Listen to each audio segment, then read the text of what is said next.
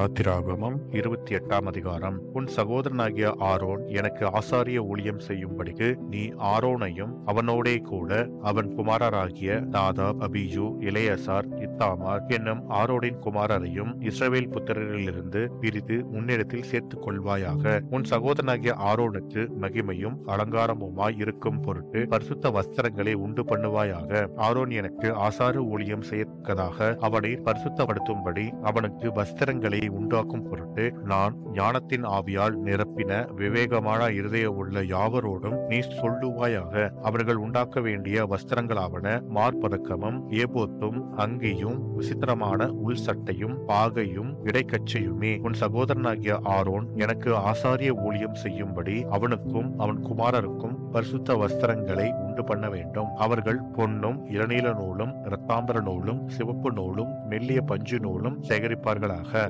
ஏபோத்தை பொன்னினாலும் இளநீல நூலாலும் இரத்தாம்பர நூலாலும் சிவப்பு நூலாலும் திரித்த மெல்லிய பஞ்சு நூலாலும் விசித்திர வேலையாய் செய்ய கடவர்கள். அது ஒன்றாக இணைக்கப்படும் பொருட்டு 2 தோல் துண்டுகளின் மேலும் அதன் 2 முனைகளும் சேர்க்கப்பட வேண்டும். அந்த ஏபோத்தின் மேல் இருக்க வேண்டிய விசித்திரமான கச்சை அந்த வேலைக்கு ஒப்பாகவே பொன்னினாலும் இளநீல நூலாலும் இரத்தாம்பர நூலாலும் சிவப்பு நூலாலும் திரித்த மெல்லிய பஞ்சு நூலாலும் பண்ணப்பட்டு அதனோடே ஏகமாய் இருக்க வேண்டும். இன்னும் நீ 2 கோமேதக கற்களை எடுத்து இஸ்ரவேல் புத்திரரின் நாமங்களை அவைகளில் வெட்டுவாயாக.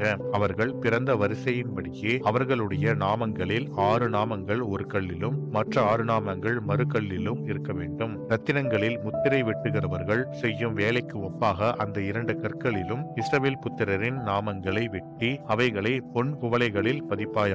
ஆரோன் கர்த்தருக்கு முன்பாக தன் 2 தோள்களின் மேலும் இஸ்ரவேல் புத்திரரின் நாமங்களை ஞாபக குறியாக சுமந்து வர அந்த 2 கற்களையும் ஏபோத்து தோள்களின் மேல் அவர்களை நினைக்கும்படியான கற்களாக வைக்க கடவாய். பொன்னினால் வளையங்களை பண்ணி சரியான அளவுக்கு பின்னல் வேலையான 2 சங்கிலிகளையும் பசும் பொன்னினால் உண்டாக்கி அந்த சங்கிலிகளை அந்த வளையங்களில் பூட்டுவாயாக. நியாயவிதி மார்பதக்கத்தையும் விசித்திர வேலையாய் செய்வாயாக. அதை ஏபோத்து வேலைக்கு ஒப்பாக பொன்னினாலும் இளநீல நூலாலும் இரத்தாம்பர நூலாலும் சிவப்பு நூலாலும் திரித்த மெல்லிய பஞ்சு நூலாலும் செய்வாயாக. அது சதுரமும் இரட்டையும் 1 சாண் நீளமும் 1 சாண் அகலமுமாய் இருக்க வேண்டும். அதிலே 4 பத்தி இரத்தின கற்களை நிறைய பதிப்பாயாக. முதலாம் பத்தி பத்மராகமும் புஷ்பராகமும் மாணிக்கமும், 2ஆம் பத்தி மரகதமும் இந்திரநீலமும் வச்சிரமும், 3ஆம் பத்தி கெம்பும் வைடூரியமும் சுகந்தியும், 4ஆம் பத்தி படிக பச்சையும் கோமேதகமும் எஸ்பியுமாய் இருப்பதாக.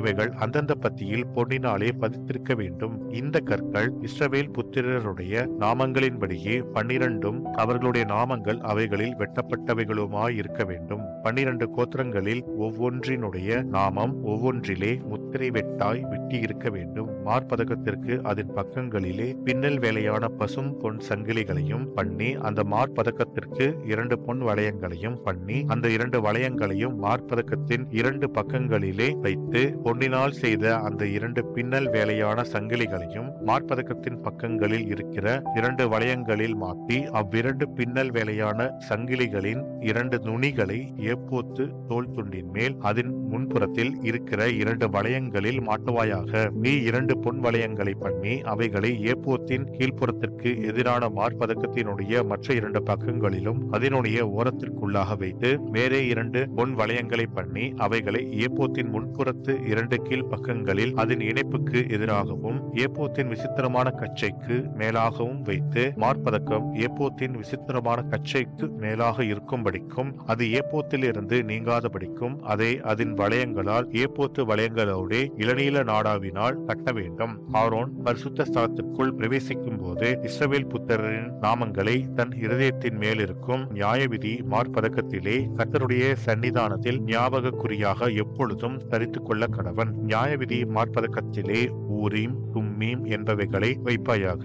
ஆரோன் கர்த்தருடைய சன்னிதானத்தில் பிரவேசிக்கும் போது அவைகள் அவன் இருதயத்தின் மேல் இருக்க வேண்டும். ஆரோன் தன் இருதயத்தின் மேல் இஸ்ரவேல் புத்திரருடைய நியாயவிதியை கர்த்தருடைய சன்னிதானத்தில் எப்பொழுதும் தரித்துக் கொள்ள வேண்டும். ஏபோத்தின் கீழ் அங்கியை முழுவதும் இளநீல நூலால் உண்டாக்க கடவாய். தலை நுழைகிற அதன் துவாரம் அதன் நடுவில் இருக்கவும் அதன் துவாரத்துக்கு நெய்யப்பட்ட வேலையான ஒரு நாடா சுற்றிலும் இருக்கவும் வேண்டும். அது கிளியாதபடிக்கு மார்க்கவசத்தின் துவாரத்துக்கு ஒத்ததாக இருக்க வேண்டும். அதன் கீழோரங்களில் இளநீல நூல், ரத்தாம்பர நூல், சிவப்பு நூல் வேலையால் செய்யப்பட்ட மாதுளம்பழங்களையும் அவைகளுக்கு இடையிடையே சுற்றிலும் பொன்மணிகளையும் அதன் ஓரங்களில் சுற்றிலும் தொங்கும்படி பண்ணி வைக்க வேண்டும். அங்கியின் ஓரங்களில் சுற்றிலும் ஒரு பொன்மணியும் ஒரு மாதுளம்பழமும் ஒரு பொன்மணியும் ஒரு மாதுளம்பழமுமாய் தொங்குவதாக.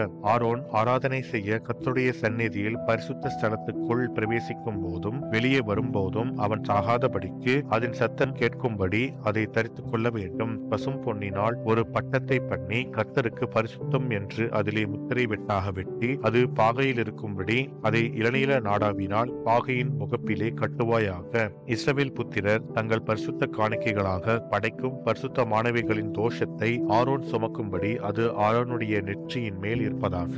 கர்த்தருடைய சந்நிதியில் அவர்கள் அங்கீகரிக்கப்படும்படி அது எப்பொழுதும் அவன் நெற்றியின் மேல் இருக்க வேண்டும். மெல்லிய பஞ்சு நூலால் விசித்திரமான உள் சட்டையையும் மெல்லிய பஞ்சு நூலால் பாகையையும் உண்டாக்கி இடைக்கச்சையை சித்திர தையல் வேலையாக பண்ணுவாயாக. ஆரோனுடைய குமாரருக்கும் மகிமையும் அலங்காரமுமாயிருக்கும் பொருட்டு அங்கிகளையும் இடைக்கச்சைகளையும் குல்லாக்களையும் உண்டு பண்ணுவாயாக. உன் சகோதரனாகிய ஆரோனும் அவனோடே கூட அவன் குமாரரும் எனக்கு ஆசாரிய ஊழியம் செய்யும்படிக்கு நீ அந்த வஸ்திரங்களை அவர்களுக்கு உடுத்தி அவர்களை அபிஷேகம் செய்து அவர்களை பிரதிஷ்டை பண்ணி அவர்களை பரிசுத்தப்படுத்துவாயாக.